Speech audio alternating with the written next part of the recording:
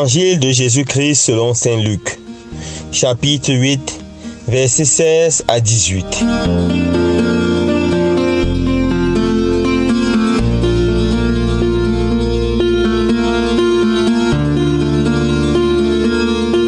En ce temps-là, Jésus disait aux foules, « Personne, après avoir allumé une lampe, ne la couvre d'un vase ou ne la met sous le lit. On la met sur le lampadaire pour que ceux qui entrent voient la lumière. Car rien n'est caché qui ne doive paraître au grand jour. Rien n'est secret qui ne doive être connu et venir au grand jour. Faites attention à la manière dont vous écoutez, car à celui qui a, on donnera, et à celui qui n'a pas, même ce qu'il croit avoir sera enlevé. » Acclamons la parole de Dieu. Louange à toi, Seigneur Jésus.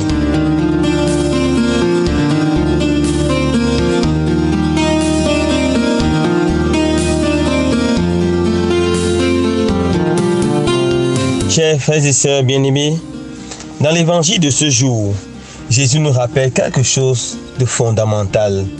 Nous sommes la lumière de Dieu. Le jour de notre baptême, après le rite, le prêtre nous a donné une bougie allumée. Il nous a dit, recevez la lumière du Christ.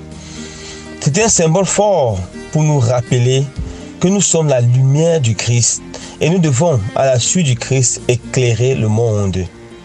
Et nous devons éclairer le monde comment, frères et sœurs bien-aimés, par nos bonnes actions, par nos bonnes œuvres. C'est pour ça que le Seigneur nous a donné beaucoup de grâce, beaucoup de talent, beaucoup de charisme, pour que nous puissions les mettre au service des autres et par là éclairer le monde. Nous devons faire beaucoup preuve d'amour, car la première façon pour éclairer le monde, c'est d'aimer ceux vers qui nous sommes envoyés, ceux avec qui nous vivons. Quand nous les aimons, alors nous sommes poussés à faire du bien, à leur venir en aide. L'amour, c'est l'amour qui entretient cette bougie et qui permet à cette lumière de toujours brûler et d'éclairer le monde. Il racontait l'histoire d'une bougie. C'est un monsieur qui avait pris une petite bougie dans sa main et s'est mis à monter sur une série interminable d'escaliers. Alors la bougie lui a parlé, la bougie lui a dit, « Mon frère, où est-ce que nous allons ?» Et il a dit, « Nous allons allumer nous allons éclairer la route, le chemin, afin que les bateaux qui vont aller en pleine mer ne s'égarent pas. » Et la bougie lui a dit, « Mais je ne suis qu'une petite lumière, je ne peux même pas éclairer une petite salle, comment puis-je éclairer le chemin des grands bateaux ?»